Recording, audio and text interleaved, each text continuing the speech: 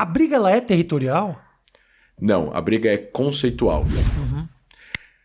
Se a briga fosse territorial, como aconteceu em outros lugares do mundo... Desculpa só te interromper, mas é o seguinte... A própria gênese do conflito ela é questionável, ela abre a discussões, né? Porque é muito simples explicar o territorial. É o seguinte, não é a nossa terra prometida, isso aqui é nosso. Eu acho que eu não gosto da explicação teológica. Sim. Não, pode até não gostar, mas ela é de simples compreensão. Sim, por isso. Mas ela não é. Ela é de simples compreensão, mas ela não é simplesmente aceita. Tá porque bom. ela é teológica. Sim. Então é um dogma. Você acredita ou não? Isso. Só que se você explicar de forma objetiva, politicamente falando, a gente está falando de dois povos que têm aspirações nacionais pelo mesmo território. Porém, não é sempre assim. A aspiração árabe não era fazer um país árabe na Palestina, na região da Palestina que engloba o que é Israel, Gaza, Cisjordânia e toda a Jordânia, que é o nome de uma região que vem de filisteus, que não tem nada a ver com os árabes, que a gente estaria voltando 2 anos atrás, que é um povo que tem origem grega. Mas, enfim, a gente está falando de uma ideia que surgiu lá no século XIX, que, na verdade, ela foi rejeitada pelas nações árabes, muito mais forte do que eles queriam fundar uma nação árabe. Então, a gente tinha aqui um grupo de pessoas nacionais, os judeus, que é um povo, querendo estabelecer um Estado, e um outro grupo que estava mais interessado em impedir essa independência do que fundar uma. E isso gerou uma guerra. Gerou uma guerra de um grupo interno e de um grupo externo contra essa ideia de independência, que gerou uma guerra de independência que eles achavam que iam ganhar e eles perderam. E toda a história que surge depois disso não era por estabelecimento de um Estado ao lado de Israel, e sim um Estado no lugar de Israel, mas principalmente pela destruição de Israel.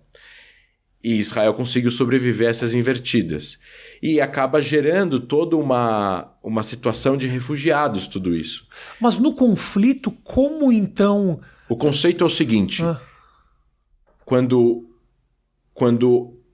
os atores na região aceitarem a legitimidade de Israel de existir, não importa em qual fronteira, pode ser desse tamanho, a legitimidade da ideia de um Estado do povo judeu é o começo do fim do conflito. Porque aí vai ser, sim, territorial, o que vai acontecer com Jerusalém, para onde vão os refugiados, etc, etc.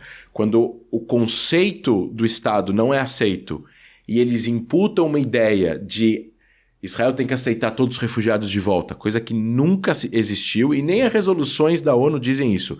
Eles manipularam parágrafos da Resolução 94 de 49 para falar que os palestinos têm o tal dito direito de retorno. Isso não existe juridicamente falando, porque nunca existiu. Os alemães não tiveram direito de retorno, os poloneses não tiveram direito de retorno, os paquistaneses não têm direito de retorno na guerra Índia-Paquistão, etc, etc. Muito mais ainda quando, dentro de um conflito, foi oferecida uma resolução de 2 estados.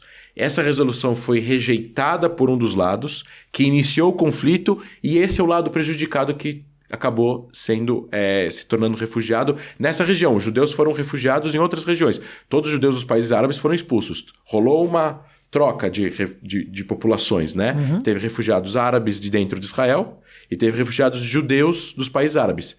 Mas a ideia do retorno dos refugiados é uma ideia assim: vocês têm que aceitar agora a volta de 500 mil pessoas que são hostis a vocês, que acabaram de pegar em armas e lutaram contra vocês, e por isso que elas acabaram sendo expulsas ou saíram ou fugiram. E ao mesmo tempo a gente não está te prometendo paz. Isso é suicídio. Você vai acabar cometendo suicídio. Você vai trazer uma certa quinta coluna para dentro do país. Não estou falando todo mundo, claro, mulheres, crianças, mas estou falando os homens que acabaram de pegar em armas e que fugiram. Se você deixar eles voltarem, eles vão agora do nada... Não, a gente não vai mais lutar, a gente vai agora trabalhar e construir o país junto com vocês. Não. Ok, mas em não recebendo esse povo está aí, ele ainda está na região. Ele está querendo de alguma forma voltar. Então, mas eles estão em Gaza, eles estão na Cisjordânia, eles estão no Líbano, eles estão na Síria. Foram... Sai daqui. Agora, como eu faço, então, para ter uma solução pacífica para isso? É possível isso? É possível quando o conceito da existência de Israel como Estado, lar nacional do povo judeu, for aceito, a ideia da obrigação que eles estão tentando fazer com que Israel aceite os refugiados tem que ser retirada. Essa exigência absurda que Israel não tem como aceitar, que é o que eles chamam na academia de perpetuação do conflito. Existem 4 pilares de negociações que têm que ser resolvidos: fronteira, segurança, os assentamentos de Jerusalém e refugiados. Eu falei 5, mas fronteira e segurança é um só. Os refugiados, os palestinos, até os dias de hoje dizem, quando eu falo palestino, eu tô falando do povo, tô falando que tem pessoas boas, ruins, enfim, um povo que nem o brasileiro, que nem o americano e tal. Tá. Mas assim, as lideranças políticas palestinas ao longo da história exigem o direito de retorno, que seria a volta desses refugiados para dentro de Israel. Mas peraí, a gente está falando da criação de um lar nacional para o povo palestino na Cisjordânia e em Gaza. Como é que as pessoas que não estão lá vão voltar não para lá e sim para Israel? Você está criando um Estado para os palestinos têm que voltar para a Palestina, que seria o Estado para o povo palestino. Perfeito. Então, para Israel, se eles querem que volte para Israel, qual é a intenção real das pessoas que estão exigindo isso? Eles estão exigindo que Israel deixe de ser um Estado nacional para o povo judeu, ou que existam pessoas que eventualmente vão fazer uma guerra civil dentro de Israel, que essa é a intenção na década de 50. Então, conceitualmente, a gente tem que entender que no momento que o outro lado aceitar que os judeus têm direitos nacionais, assim como eles também têm, essa exigência vai cair por terra. E aí o resto vai ser mais fácil de resolver. Enquanto que, conceitualmente, a legitimidade da existência do Estado não seja aceita do outro lado, não tem solução. Parece muito simples a maneira que você está colocando, André. É tipo, só aceitar. Não, aceita que é nosso, que a gente vai conseguir, a partir daí, conversar. Mas eu imagino que também tem uma parcela da população que sinta, olha, eu não posso aceitar que a partir de agora essa terra seja dada a você e que essa terra seja sua, porque essa terra um dia já foi minha também. Né?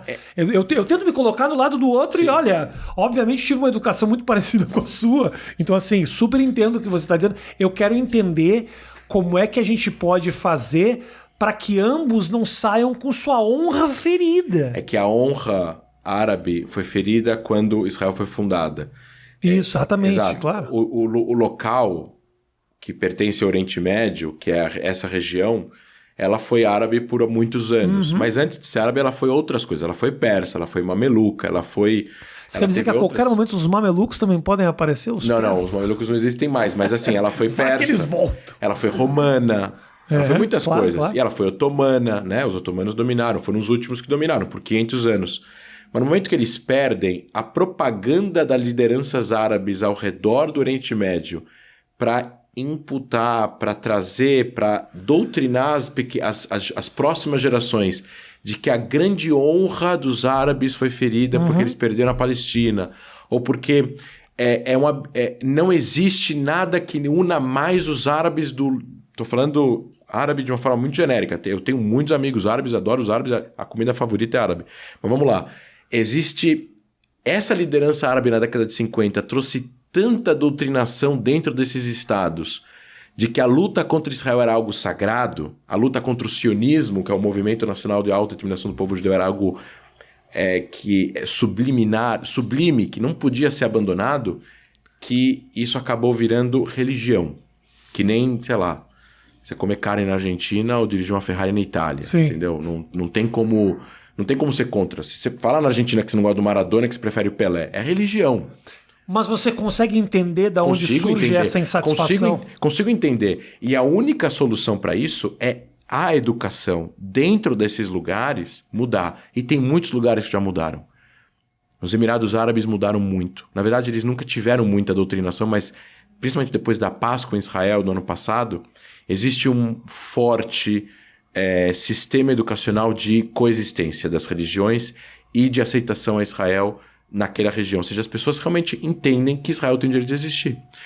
Isso está acontecendo em alguns lugares, e alguns lugares mais que têm um pouco mais de acesso ao Ocidente, um pouco mais democrático, ou seja, um pouco mais livres. Enquanto você tem governos mais autoritários, você tem governos que são autoritários, mas mais abertos a mudanças. Então você tem uma transformação muito lenta no sistema educacional.